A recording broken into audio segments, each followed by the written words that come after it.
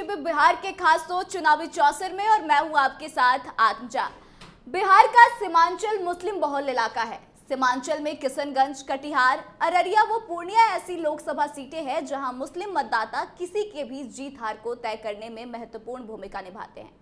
इसलिए सभी राजनीतिक दलों के लिए सीमांचल का खास महत्व है। पूरे बिहार की अगर बात करें तो मुसलमानों की पूरी आबादी लगभग 18% है। वहीं इस बार के लोकसभा चुनाव के दूसरे चरण में 26 अप्रैल को किशनगंज, कटिहार व पूर्णिया में मतदान होना है। वहीं तीसरे चरण में अररिया में चुनाव है।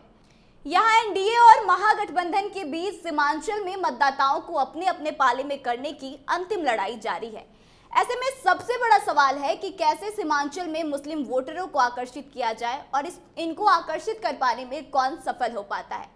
इसके साथ भी यह देखना होगा कि यहाँ पर वोट कटवा की क्या भूमिका होती है। दरअसल आपको बता दें कि किशनगंज के पिछले चुनाव के नतीजे पर अगर गौर करें तो 2009 और 2014 में कांग्रेस प्रत्याशी अशरार उल हक और 2019 में कांग्रेस के ही प्रत्याशी डॉक्टर मोहम्मद जावेद चुनाव जीते थे। खास बात तो यह है कि जब एनडीए ने बिहार की 40 में से 39 लोकसभा सीट जीती थी, उस समय भी किशनगंज एकमात्र ऐसी सीट थी जहां कांग्रेस प्रत्याशी ने जीत हासिल की। 2020 के बिहार विधानसभा चुनाव में असदुद्दीन ओवैसी को पार्टी ने सीमांचल क्षेत्र में चुनाव लड़कर हलचल मचा दी थी। तब ओवैसी की पार्टी ने 5 सीटों पर जीत हासिल की। वहीं इस चुनाव में कांग्रेस ने मौजूदा सांसद डॉक्टर जावेद को यहां से उम्मीदवार बनाया है, तो वहीं जदयू ने मुजाहिद आलम पर भरोसा जताया। लेकिन फिर से यहां पर ओवैसी की पार्टी की एंट्री हो गई है और ओवैसी ने अपनी पार्टी के प्रदेश अध्यक्ष व विधायक अख्तरुल इमाम को प्रत्याशी बनाया है। इनके आने से अब किशनगंज की लड़ाई जो है वह दिलचस्प मोड़ में आ चुकी है। विधानसभा चुनाव में ओवैसी ने जिस तरीके से महागठबंधन का खेल बिगाड़ा था, वही डर इस बार भी चुनाव में कांग्रेस और राजद को सता रही है, क्योंकि इस बार भी ओवैसी की भूमिका जो है वो वोट कटवा के रूप में ही है और इसका ज्यादा असर जो है वह कांग्रेस पर देखने को पड़ सकता है। वहीं अब कटिहार की बात करें तो कटिहार में 45% मुस्लिम आबादी है। हर चुनाव में यहाँ मुस्लिम मतदाता निर्णायक साबित होते हैं। पिछले चुनाव परिणामों पर गौर करें तो 2009 के चुनाव में कटिहार सीट से भाजपा के निखिल चौधरी ने जीत हासिल की थी। वहीं 2014 में एनसीपी के तारिक अनवर जीते थे। वह इस बार भी कांग्रेस से उम्मीदवार है। 2019 में जदयू के दुलालचंद गोस्वामी ने इस सीट पर कब्जा किया और इस बार भी कटिहार में एनडीए और महागठबंधन के बीच कांटे की टक्कर दिख रही है। और यहाँ मुद्दा यही है कि मोदी की गारंटी और विकास। अब बात करें पूर्णिया की तो कुल आबादी यहाँ पर 40 से 41% मुस्लिमों की है। यहाँ के 3 चुनाव नतीजों पर गौर करें तो इस सीट पर एनडीए का दबदबा रहा है। 2009 में भाजपा के पप्पू सिंह जीते थे। 2014 से यह सीट जदयू के खाते में है। तब से जदयू के संतोष कुशवाहा 2 बार यहाँ से जीत हासिल कर चुके हैं। एक बार फिर से जदयू ने संतोष कुशवाहा को यहां से प्रत्याशी बनाया। हालांकि जदयू से विधायक बीमा भारती ने पार्टी से इस्तीफा देकर राजद की टिकट पर मैदान में चुनाव लड़ने का फैसला किया। वहीं कांग्रेस से टिकट पाने से वंचित राजीव रंजन उर्फ पप्पू यादव निर्दलीय उम्मीदवार के रूप में चुनाव में डटे हुए हैं। उनके आने से पूर्णिया सीट पर मुकाबला जो है अब बड़ा दिलचस्प होता हुआ नजर आ रहा है।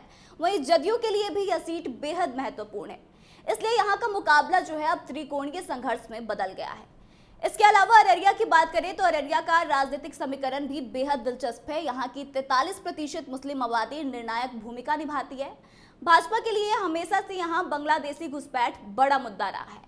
पिछले चुनाव नतीजों पर गौर करें तो अररिया सीट पर कभी भाजपा तो कभी राजद का दबदबा है। 2009 में यहां से भाजपा के प्रदीप कुमार सिंह जीते थे। वहीं 2014 में राजद के मोहम्मद तस्लीमुद्दीन ने जीत दर्ज की। 2019 में एक बार फिर भाजपा के प्रदीप कुमार सिंह जीते थे। इस चुनाव में भी भाजपा ने प्रदीप कुमार सिंह को उम्मीदवार बनाया है। वहीं राजद से मोहम्मद तस्लीमुद्दीन के छोटे पुत्र मोहम्मद शहनवाज को उम्मीदवार बनाया गया। यहाँ मुस्लिम यादव समीकरण के अलावा अगड़ी जातियों के साथ साथ अत्यंत पिछड़ा वर्ग, दलित वर्ग के मत भी काफी ज्यादा निर्णायक भूमिका में रहते हैं। तो चारों सीटों पर मुकाबला बड़ा ही दिलचस्प हो रहा है। एनडीए की तरफ से लगातार सीमांचल में अमित शाह रैलियां कर रहे हैं और मुस्लिम वोटरों को लुभाने की कोशिश में जुटे हैं। वहीं महागठबंधन अपने रोजगार के मैनिफेस्टो को लेकर यहां पर चुनाव प्रचार प्रसार कर रही है। बता दें कि अमित शाह ने रविवार को सीमांचल में रैली को भी संबोधित किया, जहां वह सीएए और एनआरसी पर बोलने से बचते हुए नजर आए। लेकिन दूसरी तरफ एक खास बात यह है कि नरेंद्र मोदी ने रविवार को ही राजस्थान में एक जनसभा को संबोधित किया और इस दौरान वह मुसलमानों को लेकर टिप्पणी करते हुए नजर आए। ऐसे में अब देखने वाली बड़ी बात होगी कि मुस्लिम समुदाय किस पर भरोसा जताता है और सीमांचल के क्षेत्र में क्या कुछ परिणाम देखने को मिलते हैं। तो आपको क्या लगता है कि सीमांचल में इस बार क्या मुस्लिम वोटर जो हैं वो भाजपा को अपना पाएंगे या फिर से यहाँ पर महागठबंधन का ही दबदबा रहेगा? आप अपने विचारों को कमेंट करके जरूर बताएं। वीडियो अच्छी लगी हो तो शेयर करें और आगे की तमाम खबरों के लिए बने रहे हमारे साथ। देखते रहे कैपिटल टीवी बिहार। धन्यवाद।